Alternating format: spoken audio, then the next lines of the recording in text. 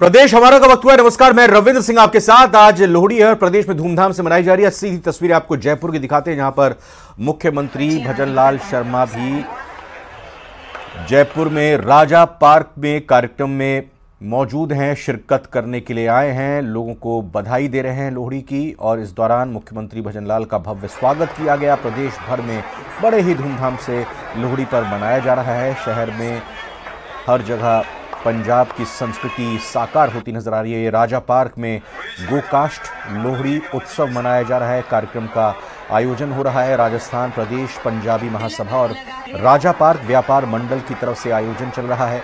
मुख्यमंत्री भजनलाल शर्मा मुख्य अतिथि के तौर पर यहाँ मौजूद हैं। गोकाष्ठ से लोहड़ी की अग्नि की प्रज्वलित की गई। पंजाबी गीतों के साथ लोगों ने लोहड़ी की अग्नि की परिक्रमा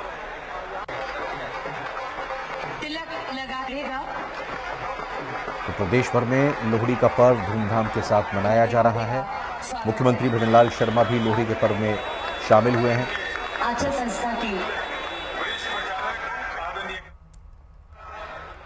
राजा पार्क पर कार्यक्रम का आयोजन, जहां सीएम भजनलाल का भव्य स्वागत हुआ।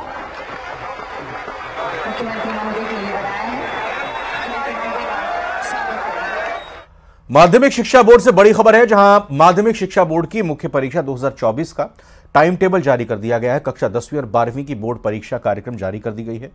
12वीं बोर्ड की परीक्षा 29 फरवरी से शुरू होगी, वहीं 10वीं बोर्ड की परीक्षा 7 मार्च से शुरू होगी। इसी तरह नियमित परीक्षार्थियों की प्रायोगिक परीक्षाएं 18 जनवरी से 14 फरवरी तक और स्वयं पाठी परीक्षार्थियों की प्रायोगिक परीक्षाएं 15 फरवरी से 20 फरवरी के मध्य संपादित होंगी। आज जयपुर में शिक्षा मंत्री मदन दिलावर की अध्यक्षता में आयोजित हाई पावर कमेटी की मीटिंग में परीक्षा और प्रायोगिक परीक्षा की तारीखों को मंजूरी दी गई है। बोर्ड सचिव मेघना चौधरी ने बताया कि उच्च स्तर से अनुमति के बाद परीक्षा का कार्यक्रम जारी कर दिया गया है। इसके अनुसार उच्च माध्यमिक स्तर पर परीक्षाएं 29 फरवरी से 4 अप्रैल तक आयोजित की जाएंगी। सभी परीक्षाएं सुबह 8:30 से 11:45 तक होंगी।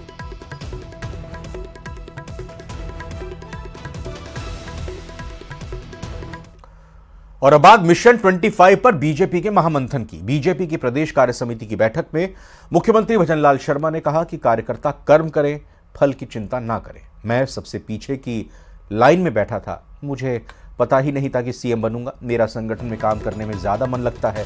वहीं सीपी जोशी ने कहा कि सदस्यता अभियान में कांग्रेसी विचारधारा के लोगों को भी शामिल करें। वहीं मंत्रियों को नसीहत दी गई है कि भाषणबाजी की जगह लोगों की समस्याओं के समाधान पर फोकस करें। कार्य समिति की बैठक में फैसला हुआ है कि लोकसभा चुनावों से पहले बीजेपी सरकार और संगठन जनता के बीच जाकर उनकी समस्याएं सुनेंगे। लोकसभा चुनाव को लेकर बीजेपी मुख्यालय में चले दिन भर के मंथन में रणनीति बनाई गई।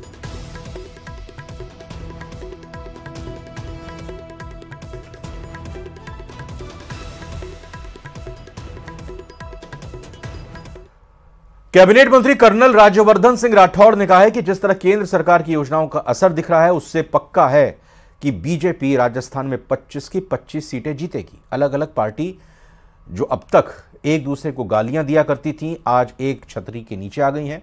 ये खुद के बचाव के लिए एक छतरी के नीचे आए। अब इन पार्टियों के अंदर ही खींचतान चल रही है। जहां जहां इन पार्टियों का राज रहा है, वहां कुशासन देखने को मिला है। मिशन 25 का सवाल है, जहां तक लोकसभा चुनाव 2024 का सवाल है, ये तय बात है कि भारतीय जनता पार्टी के काम में जो फर्क है, जो दिखता है, जिस तरह से लोगों के घरों तक शक्ति पहुंच रही है, जिस तरह से देश मजबूत हो रहा है, जिस तरह से राम राज्य स्थापित हो रहा है, ये बात पक्की है, निश्चित है, तय है। 25 में से 25 सीटें राजस्थान भारतीय जनता पार्टी की, एनडीए की। इस वक्त सीधी तस्वीरें आप राजा पार्क जयपुर की देख रहे हैं, जहां मुख्यमंत्री भजनलाल शर्मा मुख्य अतिथि के तौर पर मौजूद हैं। यहां लोहड़ी का पर्व धूमधाम के साथ मनाया जा रहा है और विधि विधान के साथ लोहड़ी पर्व की आप देख सकते हैं कि यहां शुरुआत हुई। मुख्यमंत्री का भी भव्य स्वागत समाज के लोगों की तरफ से किया गया। और इधर ये एक्सक्लूसिव तस्वीरें इस वक्त सीएम भजनलाल के कार्यक्रम की आप देख रहे हैं। दरअसल सीएम भजनलाल शर्मा लोहड़ी के कार्यक्रम में शिरकत करने के लिए पहुंचे हैं। विधायक बाल मुकुंदाचार्य भी उनके साथ मौजूद और परिक्रमा करते हुए लोहड़ी में अग्नि के प्रवाह के साथ ही और पूरे विधि विधान के साथ हाथों से तालियों की थाप देते हुए, चूंकि लोहड़ी का यह पर्व विशेष तौर पर पंजाबी समुदाय बड़े धूमधाम से मनाता है। ये वो वक्त होता है, देखिए ये भांगड़ा का भी यहाँ पर ये देखिए एक्सक्लूसिव तस्वीरें, यहाँ पंजाबी समाज के लोगों ने मुख्यमंत्री का हाथ ऊपर करके गर्मजोशी से स्वागत किया उनको और तालियों की थाप से मुख्यमंत्री के चेहरे की मुस्कान भी देखकर आप समझ सकते हैं कि कितना स्थानीय लोगों के साथ घुलते मिलते हुए एक मुख्यमंत्री जब इस तरह से करते हैं तो ये अपने आप में जो लोग हैं उनको भी काफ़ी उत्साहित कर रहा होगा।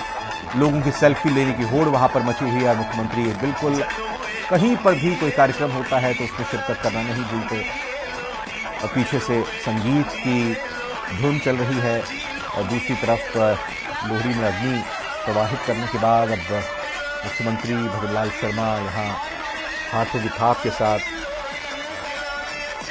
लोगों की इस खुशी में, लोहड़ी के इस पर्व में शिरकत करते हुए।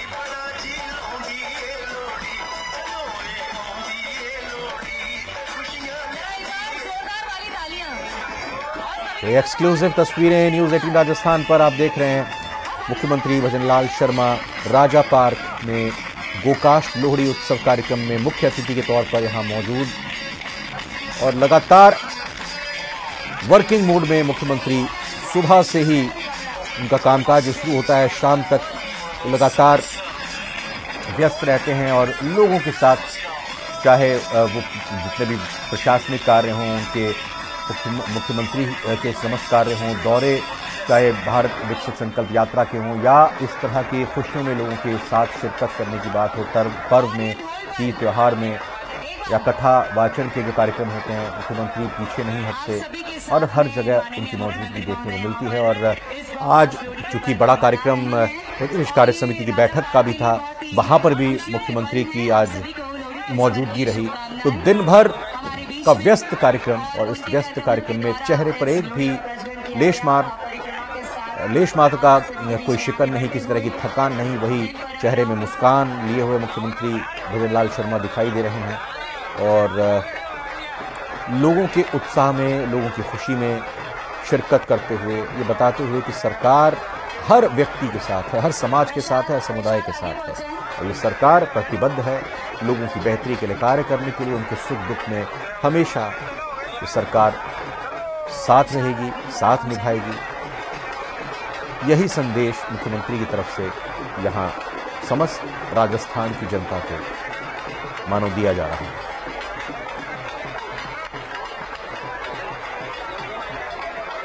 तो राजा पार्क में ये कार्यक्रम, जहां पर मुख्यमंत्री भजनलाल शर्मा मौजूद और उनके साथ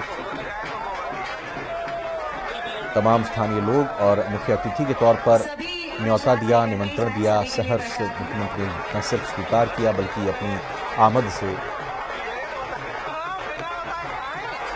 यहाँ लोगों को प्रफुल्लित भी किया।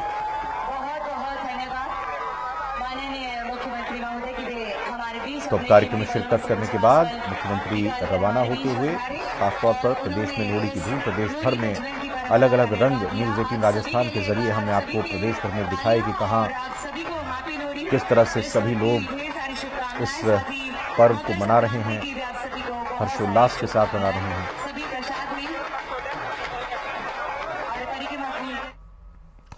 उदयपुर में खेल कार्यक्रम में शरीक होने आए जनजातीय विकास मंत्री बाबूलाल खराड़ी का मंच से दिया बयान सुर्खियां बटोर रहा है। दरअसल मंत्री बाबूलाल खराड़ी ने मंच से आयोजकों को धन्यवाद दिया। इसके बाद जो उन्होंने कहा वो अब सोशल मीडिया पर खूब वायरल हो रहा है, आप खुद सुन लीजिए। व्यक्ति हूँ, इतना पढ़ा लिखा भी नहीं हूँ, तो ज्यादा समझता भी नहीं हूँ। जब मेरे को फोन किया तो मैंने जयपुर मीटिंग थी, रात को 10 बजे तक हमारी मीटिंग थी, लगातार मीटिंग चली और हम मेरे ट्रेन निकल रही थी। मैं ऊंचा नीचा था, ट्रेन मिलेगी कि नहीं मिलेगी, कैसे जाऊंगा कैसे नहीं। एक बार तो मन बनाया कि मैं 11 बजे वोल्वो जाती, वोल्वो से चला जाऊंगा। आपका प्यार था तो मेरे मन में एक चिंता थी कि भाई मैं जाऊंगा, क्योंकि एक अपेक्षा रहती है ना। अब हम नेता हो गए, मंत्री हो गए, तो हम बड़े बाप की औलाद हो गए क्या? दौसा के फराशपुरा गांव में मजार पर चादर पेश की गई। प्रधानमंत्री ने यह चादर दिल्ली में बीजेपी अल्पसंख्यक मोर्चे के राष्ट्रीय अध्यक्ष जमाल सिद्दीकी को सौंपी थी। शनिवार को जमाल सिद्दीकी प्रधानमंत्री नरेंद्र मोदी की तरफ से ख्वाजा गरीब नवाज की दरगाह के लिए भेजी गई मखमली चादर लेकर अजमेर पहुंचे। यहां पर जमाल सिद्दीकी ने पीएम की ओर से भेजी गई मखमली चादर और अकीदत के फूल ख्वाजा गरीब नवाज की मजार पर पेश किए। चादर पेश करने के बाद बीजेपी अल्पसंख्यक मोर्चे के राष्ट्रीय अध्यक्ष जमाल सिद्दीकी ने चादर के साथ भेजे गए संदेश को पढ़कर सुनाया।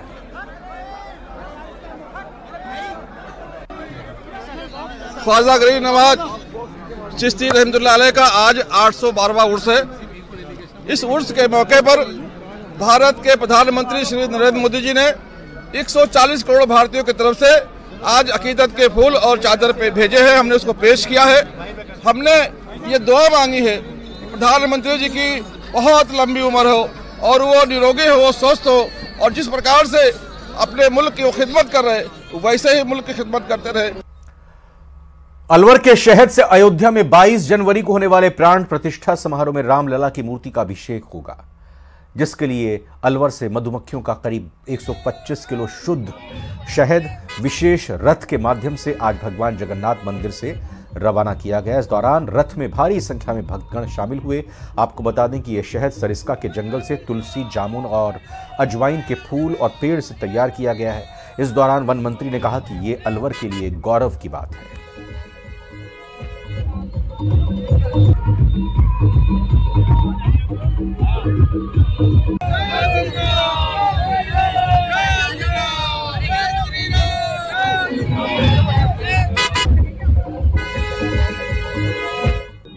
इसमें 2 कुंटल के आसपास है। 1.25 कुंटल हमारे भाई साहब गौतम जी है पास में। फॉरेस्ट हनी का ये शहद है, प्योर नंबर 1 का। फॉरेस्ट हनी के मैंने इसको एक कंपनी को तैयार किया। मैं खुद एक बी कीपर हूँ, मधुमक्खी पालक हूँ और भारत के विभिन्न जंगलों से, जम्मू कश्मीर से लेकर के दक्षिण तक के जितने भी फूलों के एरिया हैं, जितने भी जंगल हैं, वहाँ से हम शहद को मधुमक्खी के द्वारा तैयार करवाते हैं, मधुमक्खी पालन के द्वारा। इसके अंदर तुलसी का शहद जो कि राजस्थान में ही होता है, तुलसी की खेती से जो शहद पैदा होता है वो तुलसी का शहद और अजवाइन का शहद और जामुन का शहद, ये भगवान के लिए 1.25 कुंटल शहद। अयोध्या में बन रहे भगवान श्री राम मंदिर के प्राण प्रतिष्ठा महोत्सव 22 जनवरी को मनाया जाएगा और वहीं इस दिन घर घर दीपोत्सव मनाया जाएगा। घरों, दुकानों, मंदिरों में दीपक जलाए जाएंगे। इसके लिए मिट्टी के दीपकों की डिमांड बढ़ गई है। डिमांड को पूरा करने के लिए कुम्हार जुटे हुए हैं। कुम्हार कैलाश का कहना है कि मिट्टी के दीपकों के लिए दिवाली के बाद पहली बार दिवाली जैसी डिमांड लोग कर रहे हैं और इसी डिमांड को पूरा करने के लिए परिवार के साथ दिन रात जुटे हुए हैं। आपको बता दें कि श्री राम जन्मभूमि मंदिर आंदोलन समिति की तरफ से जिले भर में 22 जनवरी को दीपोत्सव मनाया जाएगा। समिति के जिला संयोजक योगेंद्र सिंह का कहना है कि जिले में 21 लाख दीपक जलाए जाएंगे।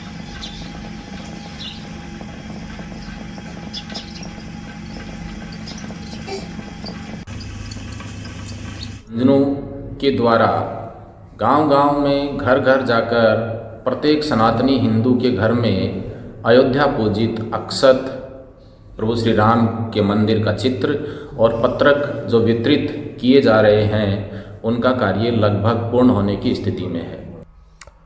22 जनवरी को भव्य राम मंदिर की प्राण प्रतिष्ठा होनी और ऐसे में पीएम मोदी के आह्वान पर हर देशवासी 22 जनवरी को उत्सव की तरह मनाने की तैयारी कर रहा है। एक तरफ जहां राम मंदिर में रामलला विराजमान होंगे तो हर घर दिवाली जैसा माहौल, वैसा ही जश्न होगा। हर घर दिवाली की तरह दीपोत्सव किया जाएगा। दीपों से जगमग रोशनी बिखरी नजर आएगी। कोटा में बड़े पैमाने पर कुंभकारों को मिट्टी के दीपक तैयार करने के ऑर्डर मिल रहे हैं। अब जरा इनसे मिलिए। यह है पांचूलाल को 22 जनवरी के लिए करीब 50,000 मिट्टी के दीपक तैयार करने का ऑर्डर मिला है। ये बताते हैं कि इनके लिए एक बार फिर से दिवाली आ गई है और ये मौका किसी दिवाली से कम इसलिए नहीं है क्योंकि भगवान राम मंदिर में विराजमान होने जा रहे हैं और हर कोई अपने घर पर मिट्टी के दीपक जलाकर इसे उत्सव की तरह मनाना चाहता है।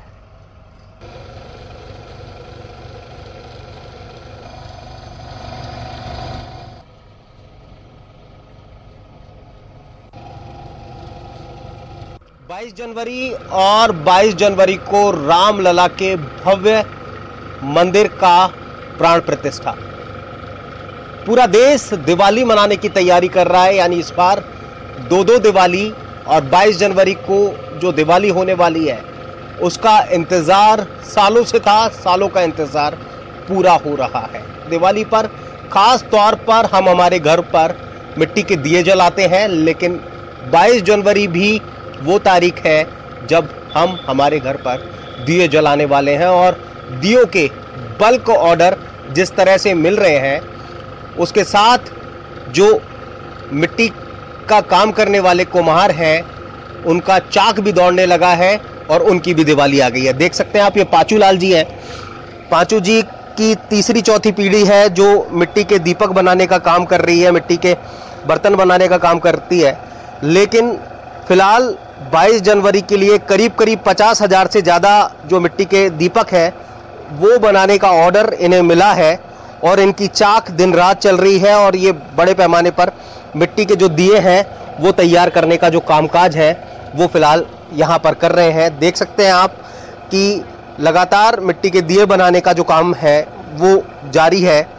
पाचू जी, ये बताएं कि कितना जो ऑर्डर है वो मिला है 22 जनवरी के लिए, और ये तो आपके लिए दूसरी दिवाली हो गई। हाँ, ये मेरे लिए दूसरी दिवाली है और मेरे करीबन 50,000 का ऑर्डर तो आ चुका है। अभी मैं ऑर्डर ले नहीं रहा हूँ, करीबन 1 लाख दीवानी का मेरे पास ऑर्डर आ चुका है। मैंने 50,000 का लिया है क्योंकि इतनी दीवानी नहीं बन पाएगी। ठीक है, कितने दिन में बना लेंगे ये 50,000 पूरे? 50,000 मैंने कुछ तो बना लिए हैं, कुछ 15-20 तारीख तक मैं और बनाऊंगा, उसके बाद इनको दे देंगे। तो ये दिवाली आ रही है, ये दिवाली आप लोगों के लिए भी कितनी खास है? क्योंकि भगवान रामलला मंदिर में विराजमान होंगे, उनके मंदिर की प्राण प्रतिष्ठा होगी। हमारे लिए बहुत शुभ घड़ी है ये। हाँ। हमारे लिए डबल दिवाली हो गई है और इस बार भी हमारे दिवाली की तरह दीपक बिकेंगे सब। कोई 100 मांग रहा है, कोई 200 मांग रहा है रिटेल में हमारे से, कोई 101 मांग रहा है, कोई 501 मांग रहा है। सभी दीपक जलाएंगे दिवाली पर। तो बिल्कुल जो भव्य रामलला के मंदिर का जो उद्घाटन होने वाला है उसको लेकर के देश भर में दिवाली मनाई जानी है और हर कोई उस दिन अपने अपने घर पर दीपक जो है वो जलाने वाला है। तो दीपों से जगमग होगा, 22 तारीख को हर किसी का घर रोशन होगा, ठीक उसी तरह जैसे दिवाली पर हमारा घर रोशनी से जगमग होता है। हिमांशु मित्तल, न्यूज़ 18 कोटा। दिल्ली में एक कार्यक्रम में पहुंचे रक्षा मंत्री राजनाथ सिंह ने विपक्ष पर बड़ा हमला बोला है। उन्होंने कहा कि अयोध्या में राम मंदिर का निर्माण नए भारत की गारंटी बनेगा। कुछ लोगों ने राम को काल्पनिक कहा था, लेकिन कालचक्र ने उन लोगों को हाशिए पर फेंक दिया है। दिल्ली में बीजेपी के पूर्व सांसद बलवीर पुंज की किताब के विमोचन के मौके पर राजनाथ सिंह इस कार्यक्रम में पहुंचे थे।